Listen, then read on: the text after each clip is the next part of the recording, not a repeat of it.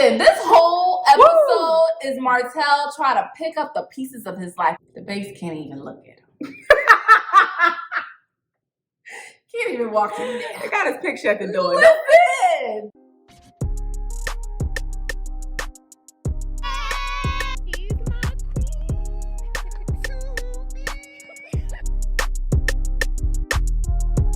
Hey guys, welcome to our channel. If you are new, if you are not new, welcome back, Sugar and Spice gang. If you don't know who we are already, my name is Sugar and this is Spice. Today, let's give a shout out to our special subscriber of the week who's been all up and through our comments the last week, Lamh.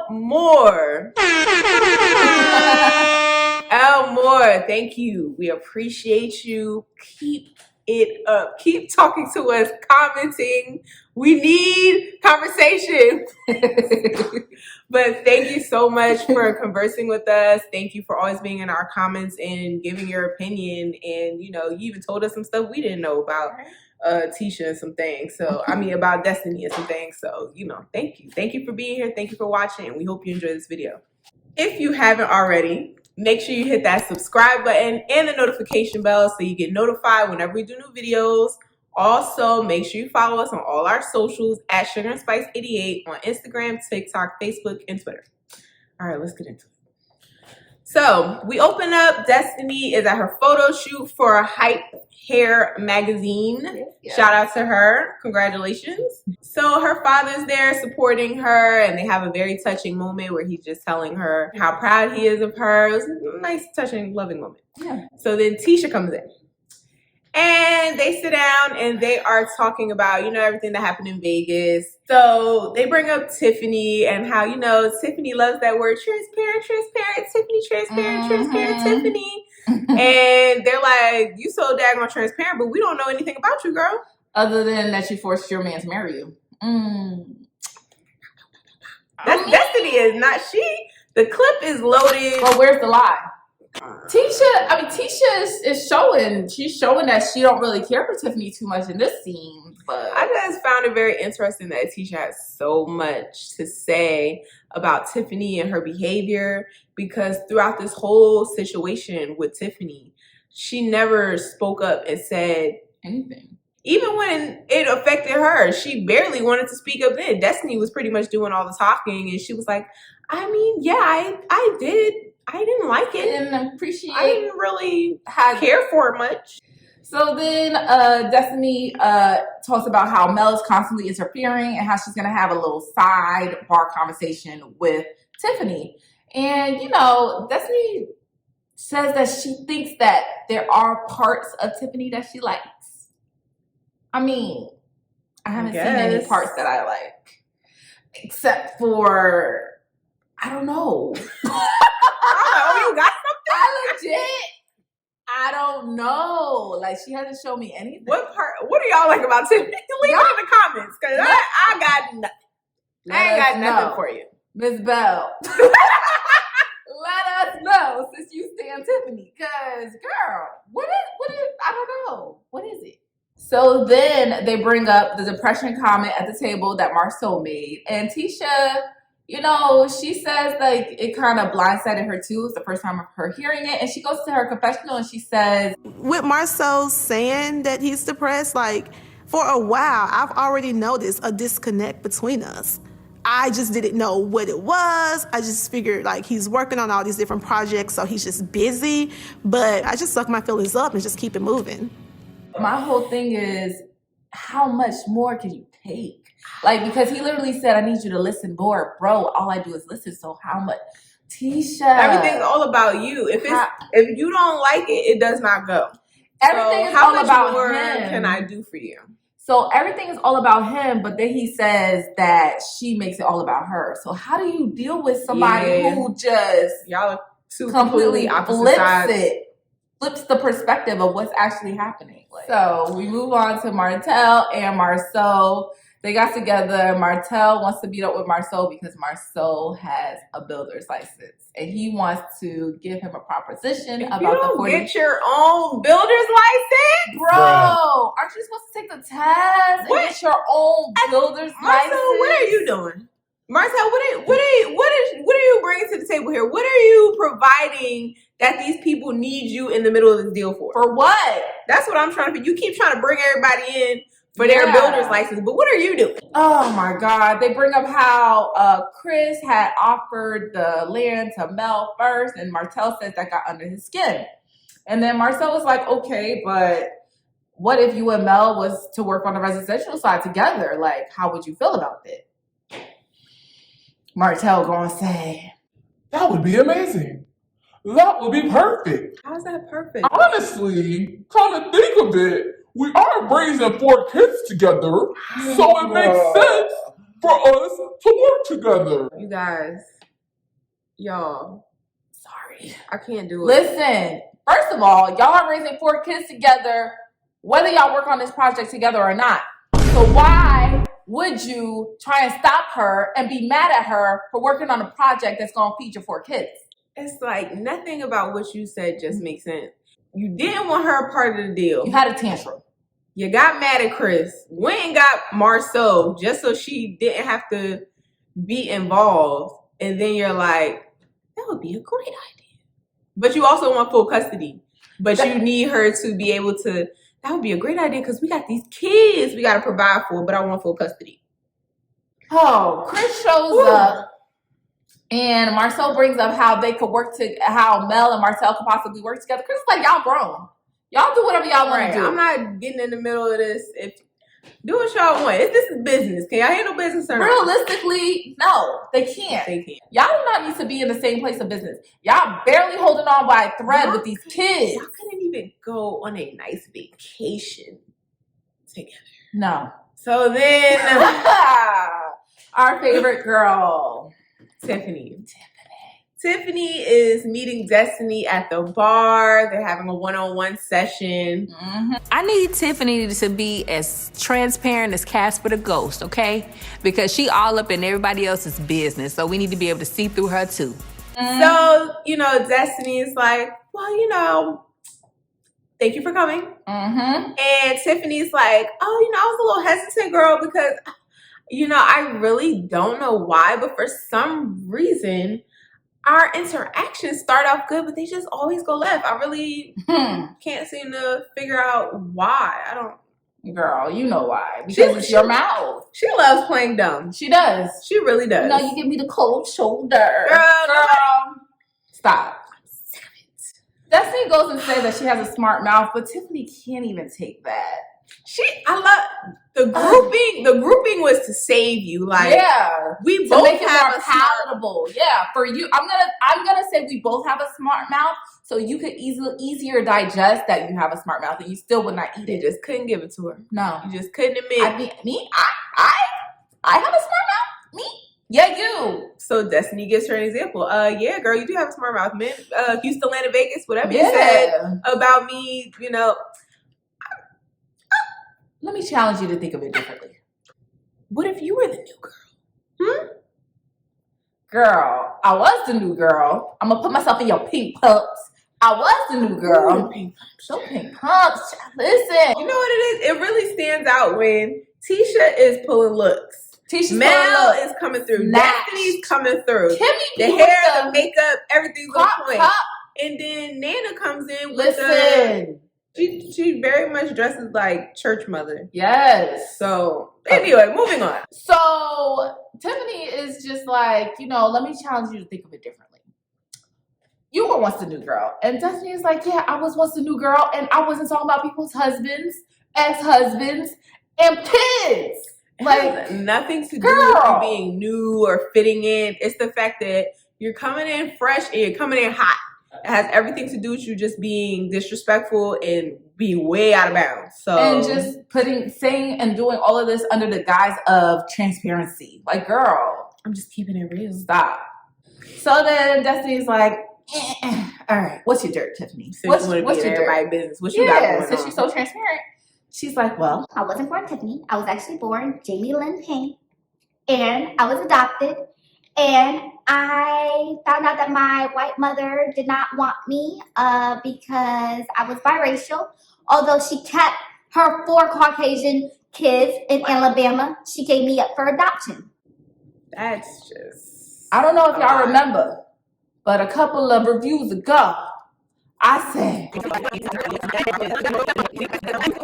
like, Tiffany, you just want to be like Caucasian so bad. Like, why? What does Atlanta and Detroit have to do with it? That alone has a very, I don't like how that sounds. I don't like it. She wants to be Caucasian because if she was never biracial, she was never black, she would not have to have ever been adopted. Her mom, she could have grew up knowing her real mom and knowing all her siblings. Spice even said something about a weird comment that we did not know. We didn't understand what the heck she was talking about at the time, but it kind of, now we're looking at it side eye when she said that, oh yeah, Destiny said she wanted to drag me. Maybe if she keeps dragging my hair, it'll be straight. And we were like, girl, what the heck what do that got to do with? Why you want your hair to be dragged straight? That's weird. Even when she referenced the Atlanta and the Detroit, like, in such a negative undertone, it's like you could really tell that she doesn't think much of those predominantly black towns. There's nothing wrong with being biracial and black.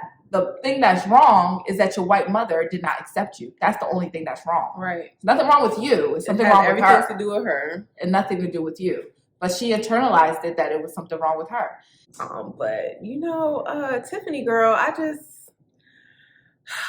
I'm not a big fan of, the way Tiffany talks about it is as if she's come full circle and she just completely healed. And she's not. I wouldn't be me today if it wasn't for me acknowledging my past. And it's like, girl, I don't know if you know this, but you are giving very much miserable, very much I need to start trouble up and, a fire starter because I'm not happy with myself. Yeah. So, all the little picking and prodding you do and the stirring of the trouble, even you see where her Tisha's telling her that Marsau doesn't want the recommitment and you're like, no, do it anyway. Yeah. It's like a little thing in the back of her head that's just like, misery loves company. Exactly. I'm sure you probably have come a long way from where you started. Right. But not for nothing, she didn't even know she was adopted until she was 19. That part. At least you were a grown adult. It's not something you had to grapple with as a child. Destiny opens up. And she said as a child, she was in foster care. As a child, she had to deal with growing up with a drug-addicted mother. And still is dealing with it. Yes. And she's able to empathize with you going through everything that she has gone through, but yet she's not coming into the group half as problematic as you have been. Right. Destiny says that, she empathizes with her and she says that she feels like Tiffany kind of uses her little shenanigans that she does as, a way, as a guard and also as a deflection for, how she feels in her head, what she got going on with herself. And I think that may possibly be true. Yeah. And then shocked the heck out of me. Listen, I didn't see it coming. At all. Tiffany finally apologizes for bringing up Lil Barrick at brunch. But also, I just want to point out that she doesn't even really fully take accountability because the apology should always just be apology, full stop. Like, I apologize that I did this, boom, period, end of sentence. That's it. It's not I apologize, but but I gotta. So then Destiny just says, my love language is respect. And, as long as we could go from there or we can agree on that, because I was going to drag you, but I apologize too, but I did mean what I was going to say. So I meant what I said. I was for sure going to drag you. You know what I'm saying? Through He's Still in Vegas. I was for sure going to drag you. Okay. And Tiffany says, there's going to be more things. There's going to be more things that I'm going to be sorry for. You gotta pay attention when people say stuff like that. She's letting you know, Destiny. She's letting you know. I'm for sure gonna be apologizing again because I'm gonna make more mistakes. Listen. It's not even like, in the future, I'm gonna be more cognitive. I'm gonna pay attention more to what I say and try my best to, be more aware of how I'm coming off, how I'm coming across. Nope. I just want to let you know, I'm gonna be effing up out here. Okay. I'm gonna be messing up. Get ready for that. So Mel meets Chris at his office, and she says, the gloves are off.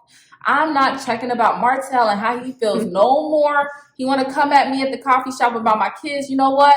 I'm going to be thinking about myself, my business, and my kids, and that is it. So I don't care if you're upset. That's it. You're going to be upset because I'm going to be in this deal. And that's right. So then Chris says that he actually met up with Martell and that, Martell actually did not want Mel to be a part of the deal at all.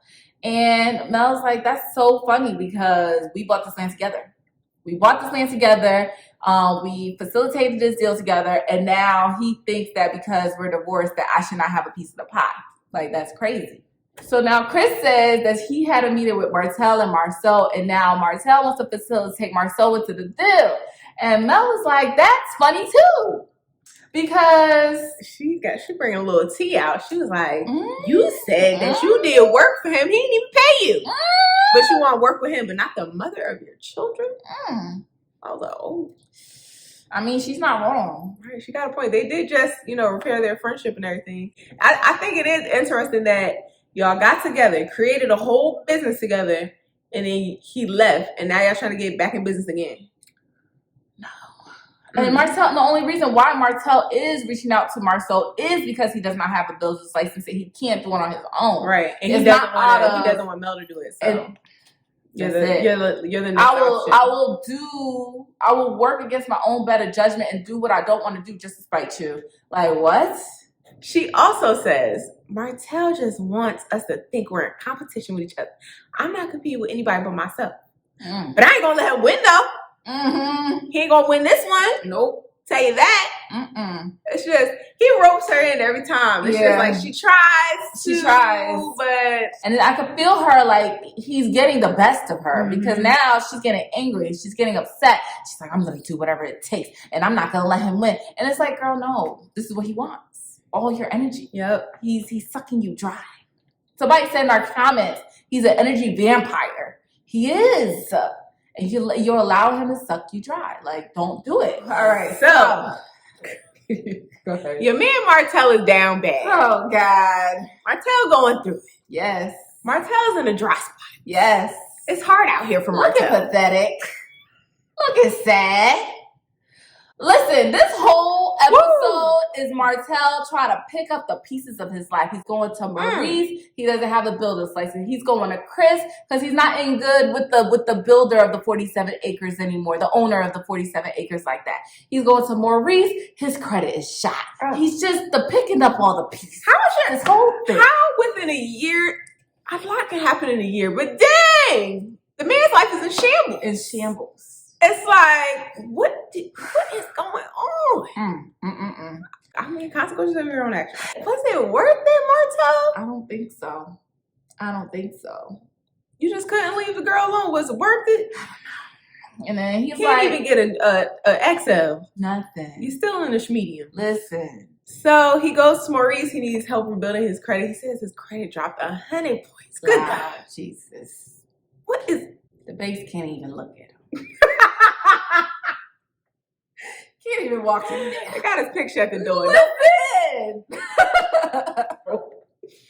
So Maurice is trying to help him out with his credit. Yeah, he said he's gonna get him where he needs to be. It's supposed to take 24 months, but Maurice is gonna do some special things to get him where he needs to be. I don't know what Martell's gonna do for 2 years. You can't do that. Maurice gonna get him in way faster than that, but it's not gonna be overnight. So that's why he still need Marsau. So Maurice brings up how Marsau's conversation about depression really was an eye-opener for him, the amount of stress that he has to deal with. And he says that he wants to go to a therapist, and he suggests to Martell that he should do the same. Yeah. And Martell's talking about something. I mean, once you get one, let me know, and then I'll try him out. I mean, not for nothing, Martell does need a therapist. I do like that Maurice, instead of just trying to focus on Marsau, he's focusing on himself. Yes. And he's like, you know what? I need to do something to work, and I'm going to take the... Right. Even though you don't want to go, yeah, I still want to go. I'll do it for myself then. And then Maurice ends it off with a great quote or a great saying that he feels like, therapy is like credit. You don't want to wait till you hit your bottom to start rebuilding. And that's very, very true. All right, so we move on to Tisha and her sit down with Dr. Francis. She is arriving solo today. And she says that, originally she came to therapy because she felt burnt out. I burned you out. With the 3 kids, it was, getting over the whole pandemic, being in the household 24/7, with the kids and trying to do schoolwork and help them with their schoolwork. Also taking care of the household. Also, we have 3 different companies that we're running. So just a lot going on. I gotta say this though, you are married though, right? Yes, I am. But when you're talking like you're doing this whole thing by yourself. I have 4 kids because my husband's a kid too when it comes to like household duties. But the only difference with my 4th child, which is Marsau, is that, when I tell my kids to do something and help around the house to take something off my plate, they actually listen. Marsau does not.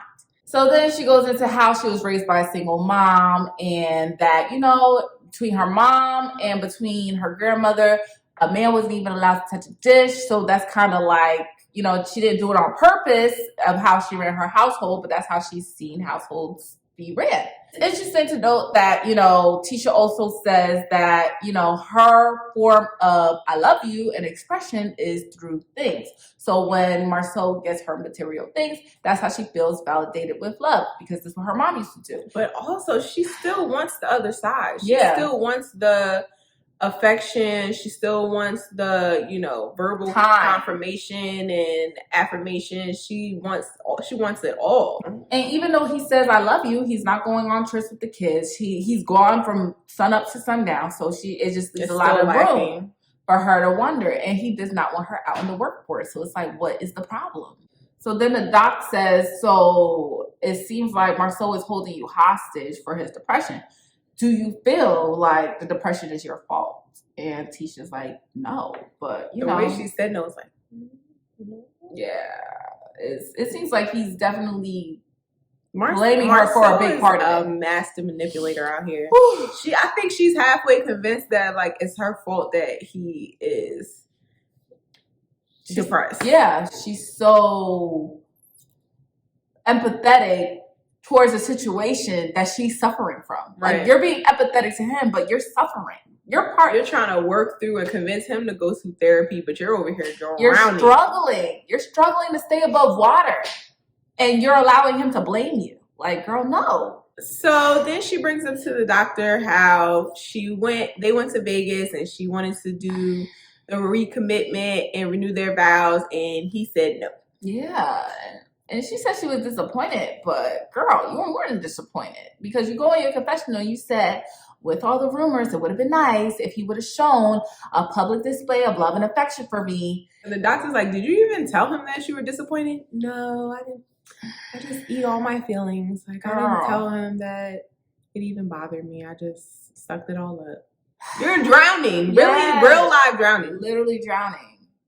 Literally. And then he's just like, so when he says you love him, you don't believe him. So now at this point, it's not about him, it's about you. Like, why are you not believing him? And Tisha's like, they say where there's smoke, where there's fire, and there's been a lot of smoke.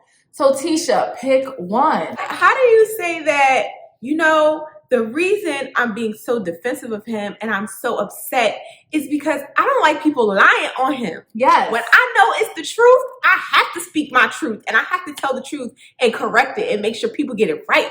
Okay. If you believe that hard that it's the truth that Marsau is absolutely 100% not cheating on you, that he has no outside babies, why are you coming to him talking about something? So do you have an outside baby? And have you cheated on me? Are you cheating on me? Do you believe it or not? And why are you coming to him with a vow renewal that he needs to display to the world, this public love of an affection, if you don't believe the rumors? Do you believe or are you trying to convince yourself you believe it? Which one is it? Pick one. Because it's not adding up. It's not. I feel like she's tuned out from reality and that's how she survives.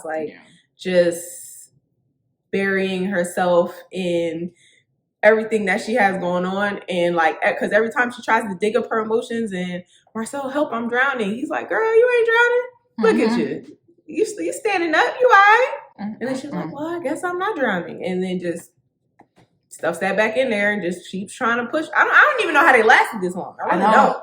It's because we also find out that she was 4 months pregnant when they got married. So the fact that you were 4 months pregnant and you guys met your senior year of college, y'all barely got to date. Y'all had kids right then and there, immediately. And then you go to say marriage and kids was not a part of your plan. So then what are we doing here? She said this is not the life she pictured herself living at all. Marsau's talking about, it's not about me being happy. I don't think about my happiness and me being happy. It's about the commitment that I made. I made a promise, so I got to do it. I said I was going to marry her. I got to marry her. Listen. So it's like, are both of you not happy and nobody wants to say it first? What's going on? Yeah. Because y'all, present yourself like, yeah, because we done made it through. We decided to ride or die, gang, gang. But every time when you guys are apart and you describe it to other people, it's like, help, I'm miserable. I don't even want to be here for real. Like, I guess, Every time. And then how do you go from, this wasn't even a life I planned for myself with marriage and kids at such a young age, this, that, and the third. But then you get finessed into being a whole stay-at-home mom. And that's the funny part about Marsau saying, yeah, when I first met Tisha, she was confident you couldn't tell her nothing until I just kept boom, boom, boom, boom, boom, and put her in her place where I wanted her at. Yes.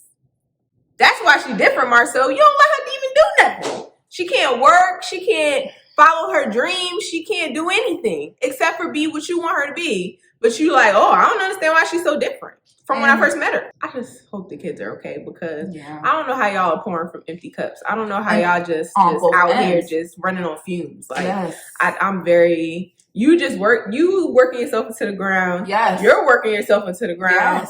Yes.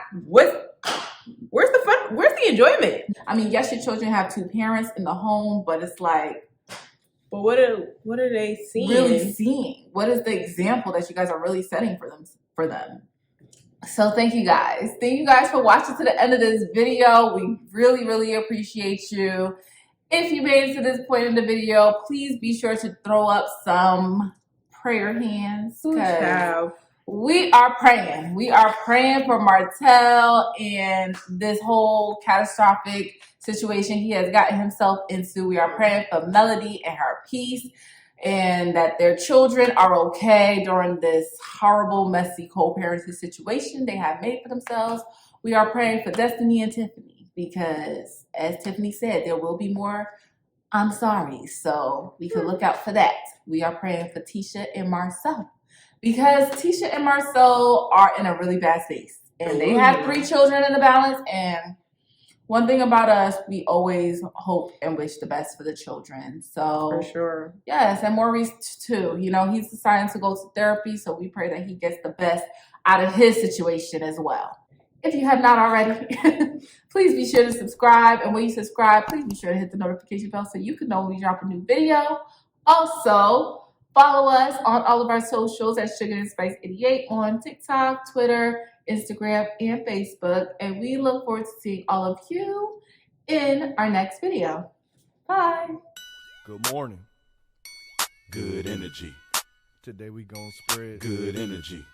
Today we gonna share good energy. I go to work. Today gonna be a great day. Wake up, thank God, drink water, meditate. First 5 minutes will dictate your whole day. All about that positivity and raising up your frequency. If you negative, you will get removed immediately. Say be, eat clean, alkaline, nourishing. What you put